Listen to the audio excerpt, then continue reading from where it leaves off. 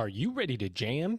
Oh, yeah. At Genzabar Jam, Genzabar's annual meeting for users in Orlando, Florida, 2023 at the Gaylord Palms Resort. We're going to learn, share, and connect. You can register today at jam.genzabar.com. Ready to revolutionize your higher ed marketing game? Yes. Well, then don't miss out on Element 451's Engage Summit, June 27 and 28. Explore the cutting-edge world of education and AI technology and unleash your creativity like never before. Register today at engage.element451.com and use promo code EdUp50 for $50 off.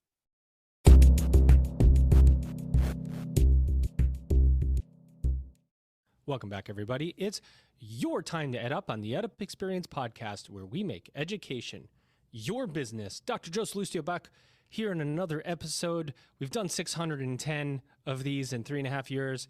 Maybe we'll do another 610 over the next 3 years, although probably more than that as we visit more conferences. You know, reading the news today, and today will be 2 or 3 weeks from now when you listen to this, but it's really interesting that Clearinghouse, National Student Clearinghouse, puts out a report that says that now 40 million Americans are some college no credential is what they're calling it now. Some college no credential. It used to be some college no degree like a week ago, but apparently it's some college no credential now. So it's just an interesting issue unfolding in front of us, and what that means for the future of higher education is each learner tries to experience their pathway differently. There is just a lot of I don't know, content out there about whether to go to college, maybe not to go to college, what this means. Oh my, that's what's going on in the news today, you guys. But we're going to talk a little bit about higher education, a little bit about books, a little bit about publishing, a little bit about journals. Actually, I'm not going to do much of the talking today because I'm going to bring first my guest co-host. It's been a while. We've been trying to schedule. He keeps canceling on me. No, he doesn't really do that. It's actually me that cancels. I was going to pull you up on that, Joe, but yeah, that's right. He's Steve Morgan. He's the U.S. Managing Director at Squiz. What's going on, Steve? How are you? Hey, Joe. Nice to see you. Yeah, it has been a while in the planning, but yeah, I'm looking forward to this though, because I've been providing software to the higher ed industry for the last 20 years to run their websites and portals and things. But the other huge consumer of content management systems is the publishing industry. And we've done a lot of work in the publishing industry too. So this brings together two of my great passions over the last 20 years. So I'm really looking forward to seeing it to our guest. Don't give it away, Steve. Don't. Okay. That'd be a rookie I just mistake. gave away your intro at the beginning. There you go. Yeah, it'd be a rookie mistake to tell the guest before I intro them. But tell us real briefly. Give us just a 1 minute. Tell us about Squiz, what you guys do in particular. Yeah, we provide software that runs digital experiences for universities, mainly universities and government. And we've been around for 20 years. We're founded in Australia, and we have a digital experience platform that lets you quickly create and build digital experiences on the fly. Awesome. We love that. Well, we're going to talk about this intersection that you discussed, publishing, technology. We're going to bring in our guest. This has been a long time coming. And just to tell a quick story, I got on with my, I almost said her name. See, I almost blew my own introduction of her. That's how we do it here on the EdUp Experience. But I got on the line with her. I was going to say phone, but that's not right either. Got on with her. I said, guest, I think we can do this. And then somebody came blowing through my door and says, we have an emergency. I don't even remember what it is, but I remember immediately sweating because they looked like something was going on.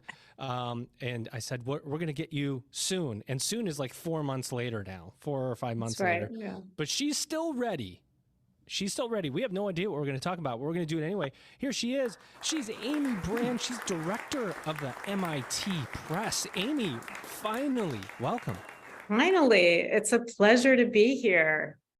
And I love the fact that this is just so freeform. So Beautiful. I didn't prepare before and I didn't prepare now. So I'm ready for whatever comes at me. Well, I can tell you're not the only one. So we're going to just see how this goes. So we always assume that there's someone listening that has no idea who our guest is or what they do. And in this particular time, the MIT Press. We probably have somebody that doesn't even know about the MIT Press that's listening. Probably more know than less, but still, tell us about the MIT Press. What does the MIT Press do? How do you do it? Why is it important? Sure. So the MIT Press is a university press. There are dozens of universities around the world that have their own in-house publishing entities. All of them are structured somewhat differently. And here at the MIT Press, we publish about 350, 400 books a year across fields that MIT itself excels in. One thing that people often get wrong about university presses is that they are restricted to publishing the works of their own community members, their own faculty. That's not the case at all. Very typically, a university press will publish 10, 15% of its authors will be from its host institution. Most university presses do not publish journals, but we're also a major journal publisher at the MIT Press. And again, in fields MIT excels in, which, by the way, extend from, the STEM side of science and technology all the way through, to business and economics and art and architecture and design and many things in between. So that's what we do. We have a staff of over 100, mostly here in the US. We also have some staff in the UK. And, we partner with academics and folks in higher ed all around the world. Amazing. You keep saying MIT. What does that mean exactly? We don't have somebody that knows. Oh, okay. Yeah, I'm glad you asked that. So MIT is the Massachusetts Institute of Technology. It is a leading research institution in Cambridge, Massachusetts.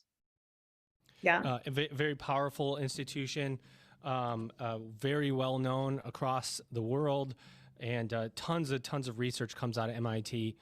Very smart people go there. I didn't go there, so Yeah, I got my PhD here. I first came here in 1985 as a grad student, and so that's how I date myself when I meet folks. And yeah, well, I should have introduced you as Dr. Amy Brand. See, that's okay. Yeah. Yikes. I guess my first question is how do you find the people you're going to publish, right? If 15% is coming out of MIT, 15, 20%, you know who, right? Faculty members, researchers. What about everybody else? Are they pitching the MIT Press? Are you finding them for specific projects because they're well known in the field? Yeah, great question. So one of our largest departments, if not the largest department, and this is true across, all publishing, whether you're talking about commercial or academic publishing, are the folks that are basically scouting out and finding the projects, right? They're called acquisitions editors. And we have, I think, 14 plus people at the press with that title who are signing projects. And they all have their areas of expertise. And in fact, when I got into publishing, when I decided to leave academia, that was my first stepping stone in this world. It's, not unusual for folks with a PhD in a particular field if, they're interested in staying in the academic world and decide they don't want to do research or teaching, to land in publishing. And they bring, that was my route, and you bring with yourself kind of a sense of what's important in a field, a sense of who's doing what, and that gives you a bit of a leg up. But even if that's not the case, if you become an acquisitions editor in, say, economics, it is part of your job to have your ear to the ground in that field and to be conversant, to know what's happening, to know what conferences to go to know how to reach out to. And then, of course, how to run the peer review process when proposals and manuscripts come in. So peer review is a big part of what we do in academic publishing, as opposed to, say, fiction publishing in New York. So so it's a combination of kind of actively commissioning projects. That's the most exciting thing for an editor to do. Like, that this is the hottest topic in this field, and you're going to go out and find the best person to write that book, right? Nailed it. Yeah. What I'm going to ask one more quick question, then pass it to Steve, and he can do whatever he wants on the microphone. How many pitches do you take? Because I'm assuming, and I think this is a fair assumption for me to make, if you're published by the MIT Press, there is some prestige that comes with that. It's something you would say, like, I was published by the MIT Press. right? It would be an impressive statement to make. Yes, absolutely. So, academic publishers and university presses are very kind of core to the academic career advancement, ecosystem, right? So in many fields, having a book published is part of how you get promoted or part of how you get tenure. And there are presses that are more prestigious than others in particular fields. And so, yes, we are a leading, highly prestigious publisher in several disciplines, and it's very selective. It does vary from field to field. I know from talking to our acquisitions editors that, they're fielding hundreds of emails, every week, often with people pitching. Yeah, it's, I can't give you the exact number, but the ratio, it's a lot, and again, we are extremely selective. So fair enough. All right, Steve, you're on the mic, my friend. Yeah, Dr. Brown, we've done a lot of work with like some big sort of commercial publishers like Elsevier and people like that, where it's all about scale and building the biggest thing. And we've also done some work with things like Oxford University Press, which I imagine is similar. Why is it important for MIT to maintain an independent university press outside of those big commercial operations? Yeah. I love that question. And it's something that I've been thinking about a lot and writing about a lot. I do write a lot about the academic publishing industry. I think it's really important for the academy to own scholarly and scientific communication to some extent, and for there to be kind of a diversity of ways of publishing and routes of publishing. And so when you think about, say, a company like Elsevier, right? Everybody, and that's always kind of held up as the example of like the large commercial publisher that some people think is evil. I know and love many people who work there, and I know that's not the case, right? But when, given the internet and technology and the kinds of systems that you have and the way in which we publish, how we create and disseminate content has reverberations throughout this ecosystem and can ultimately affect the business decisions that get made at a university about who we hire. So if a company like Elsevier is not only through its size, controlling the business models of publishing, but then also, controlling some of the analytics and evaluation systems of publishing. And if there isn't as much transparency as one would hope about those sorts of things, it does affect the academy. And so the way that I think about it is in terms of kind of bibliodiversity. It's not that a university press or university presses could address all of the needs of scientific and scholarly communication, but it should remain a very, I think, healthy, sizable part of the industry. And I could go on about that. I do feel extremely strongly about what I see happening in academic publishing and the ongoing consolidation. And it's not just, larger publishers eating up smaller publishers. It's also as they move into technology and platforms and analytics and data, that there's a risk of, a kind of monopoly. I mean, and things that I've written, I've even said that, it sometimes feels like commercial entities are like colonizing higher ed, right? So. Yeah, it's a real danger, isn't it? Yeah, and it's I think it is. I wonder what the opportunity is then. Do you think there's an opportunity for like university brands outside of MIT and Oxford have like a wonderful brand to parlay into publish at the university press?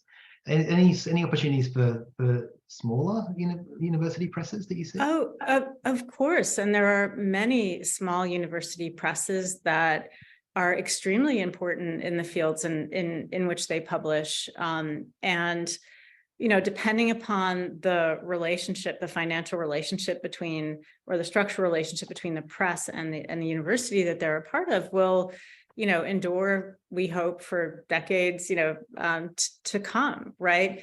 There are, especially in universities that are more humanities and social science focused, that have presses that may be strong in, a few different fields.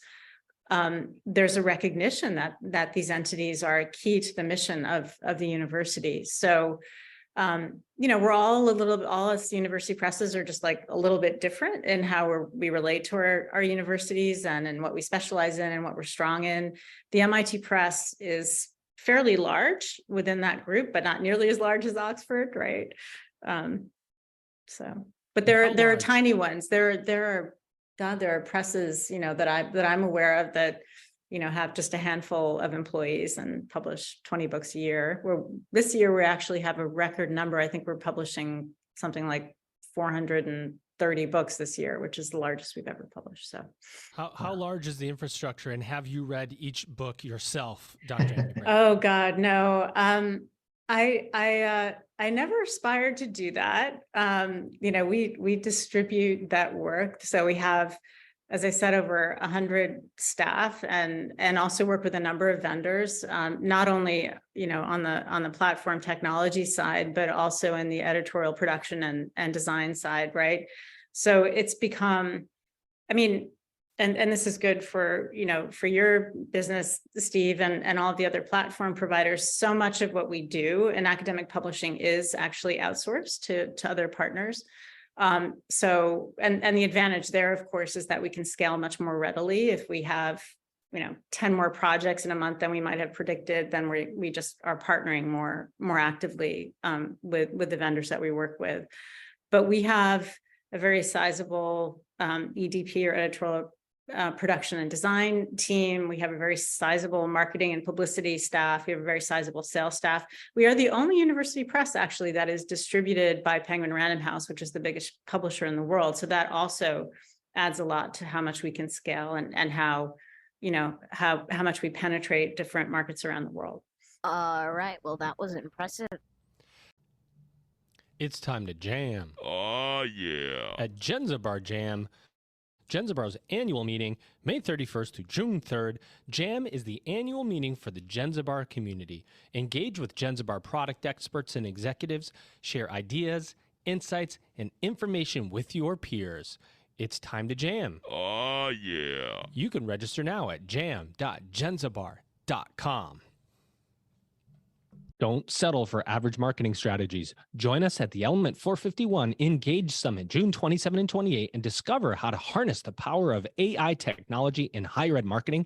Connect with industry leaders, explore cutting-edge technologies, and future-proof your marketing strategy. Use promo code EdUp50 for $50 off. Register now at engage.element451.com.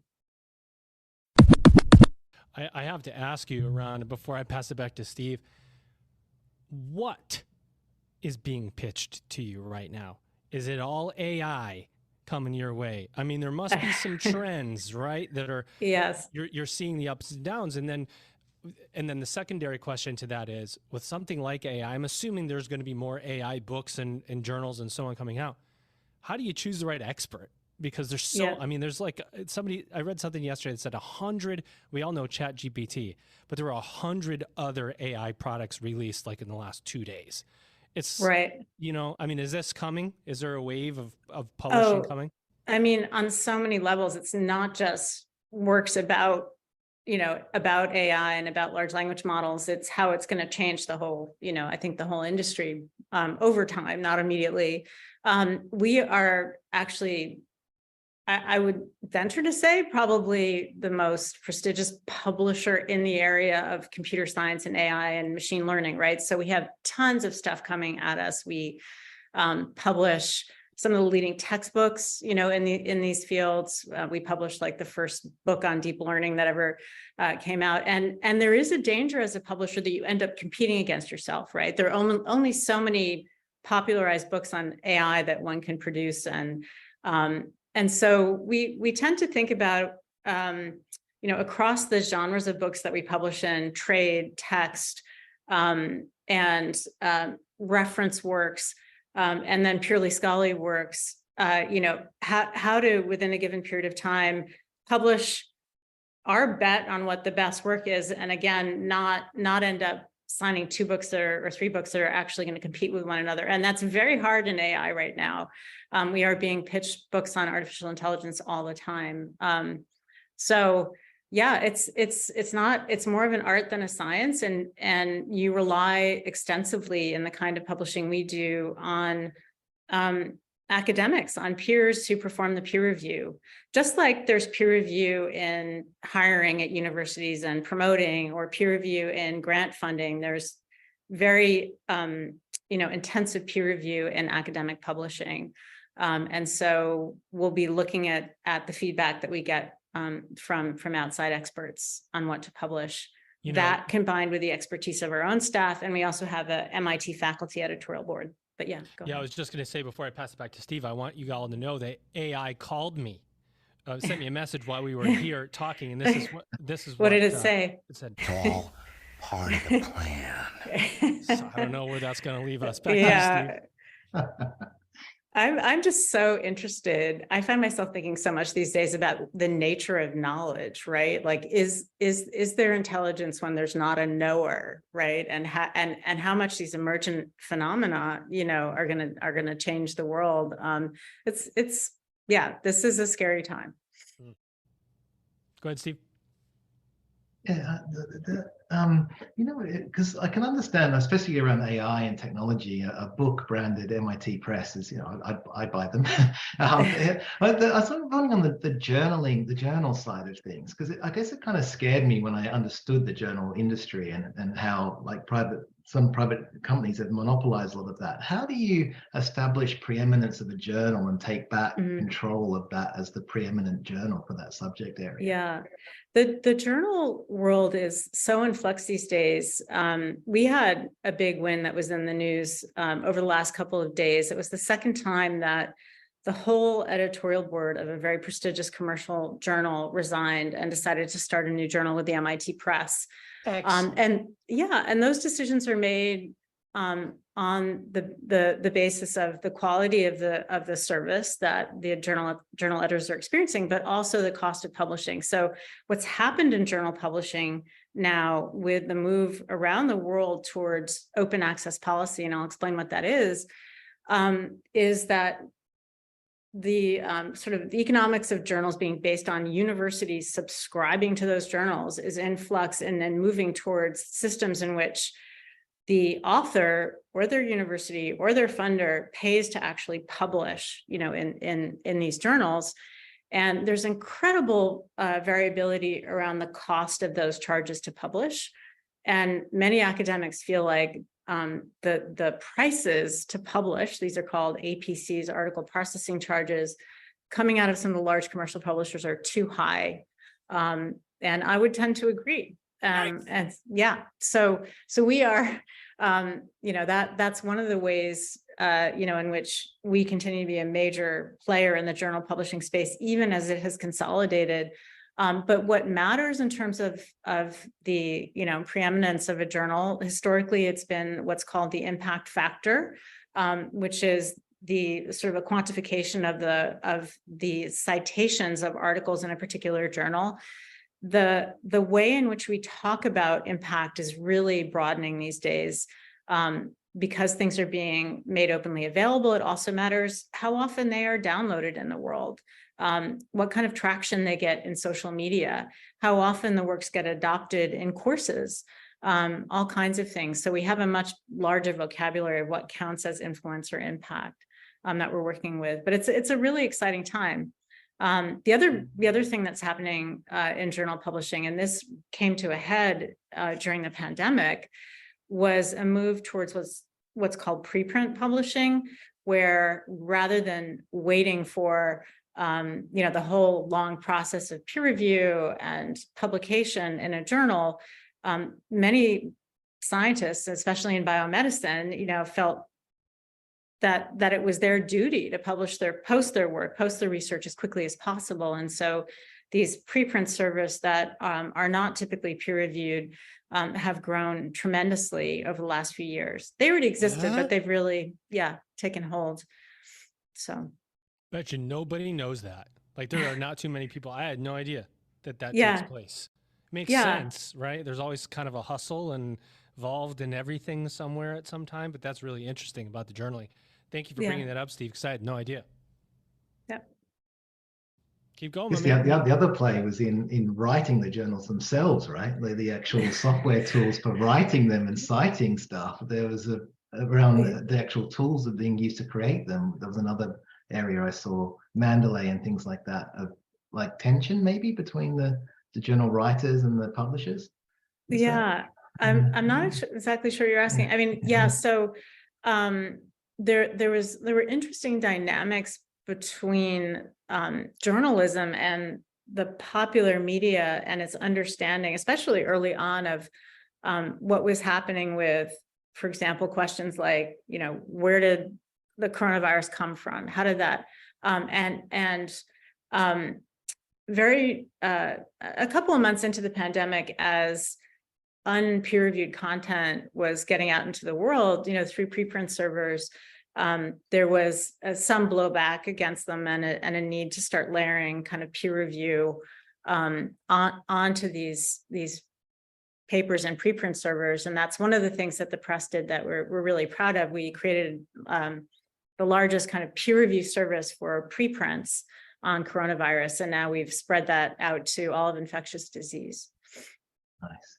Does you bring up a really interesting question, because there's like a purity vibe about the MIT press. Like, you want to keep the process pure, peer reviewed.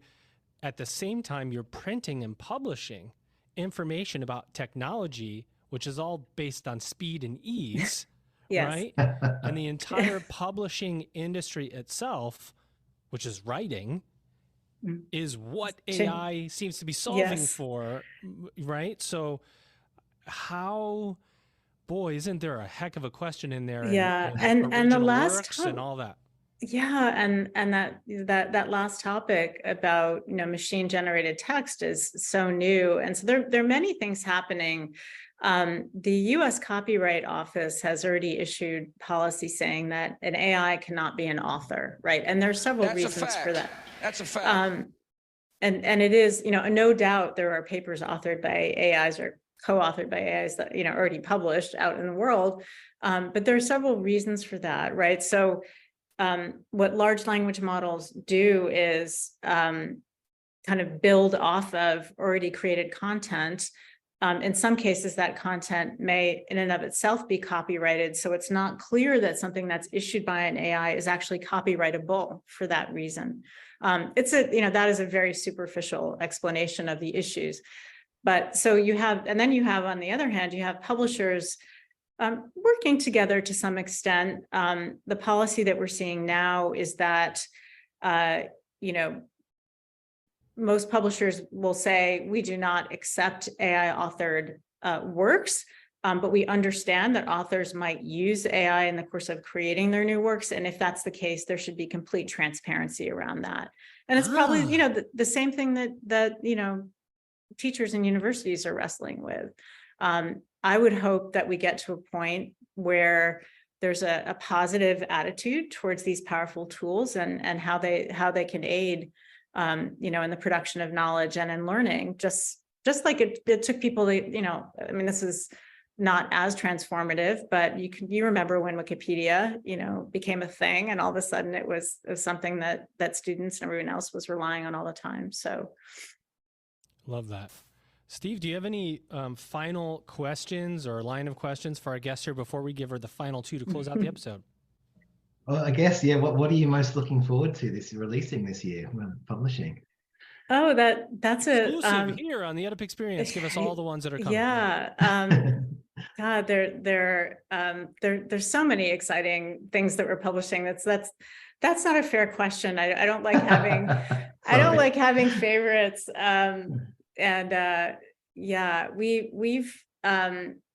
one of the I'll just talk about things that we've recently published. One of our most successful textbooks ever is a book called Algorithms, and we recently issued our 4th edition of that book, and it's just wonderful to see it going out into the world. Of course, the whole textbook market, as anyone in higher ed knows, is also changing. We're very excited about that. We published quite a bit in the last year or so around, inclusive workspaces and And we continue to publish in that area, sort of the changing business environment as it relates to concerns around diversity and inclusion.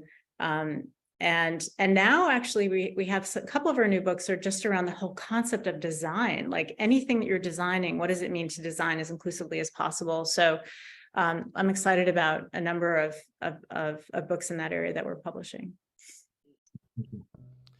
Well, I love it. Steve, any last question? No, Looks like you're I'm good. gearing up for one. No, I was just saying thank you. Cut you off. Yeah. Well, yeah. Thank you so much for this opportunity. This was lots of fun. Well, we can't let you go yet. We got two more. I got two more. Okay. Final questions. We call this one, well, it's not really a question, but I set it up that way. It's called the open mic. And you get to basically say whatever it is you want about the MIT Press, anything coming out. You kind of talked about that, but anything going on, anything we should know, the audience needs to know, anything you're doing, speaking at, anything at all. And then after that, tell us what you see for the future of higher education related to publishing. I think I can wrap all those questions into one thing, Ooh, and it's all related. Yeah. I think that the way in which we communicate, whether it's for research or for teaching and learning purposes, is really evolving and again diversifying in ways that calls on publishers that are based at universities to be very nimble in how they respond to the needs of their community. And so we've been developing something that we call MIT Open Publishing Services, which effectively just disaggregates all the things that get wrapped up into what publishing is traditionally thought of and provides those services to our community and to other communities.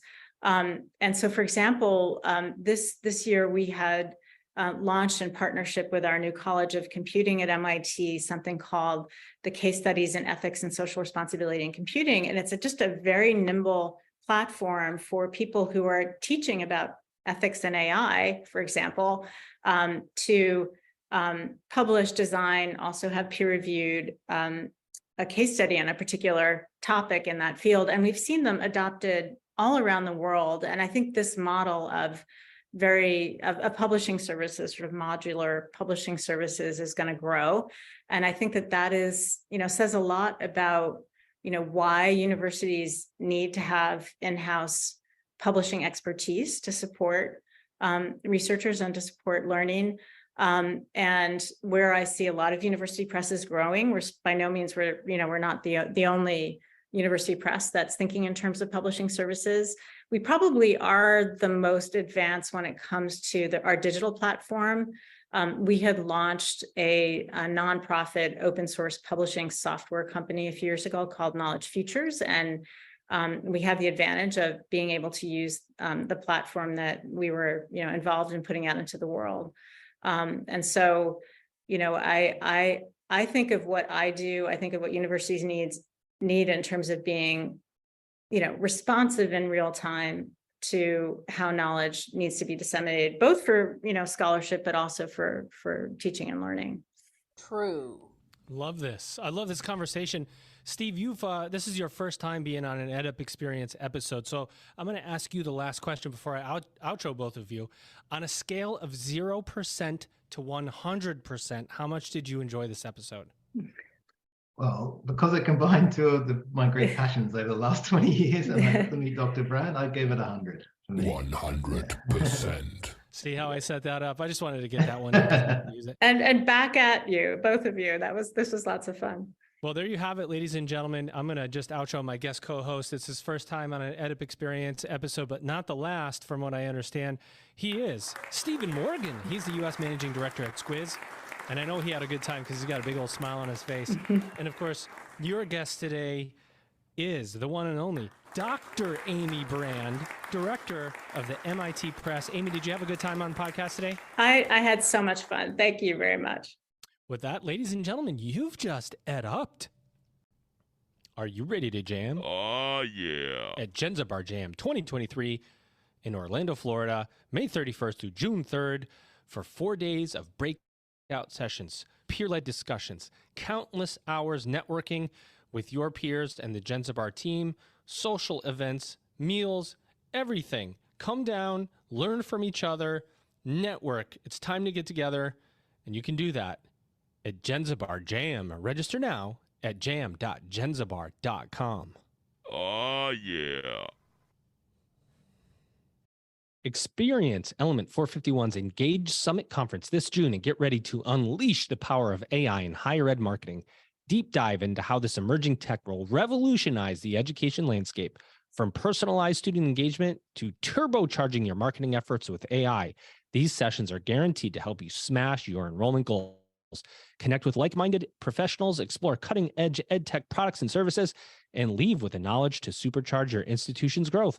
Don't wait. Register now at engage.element451.com and seize your chance to lead the pack in the AI-driven education revolution. Use promo code EdUp50 for $50 off your registration.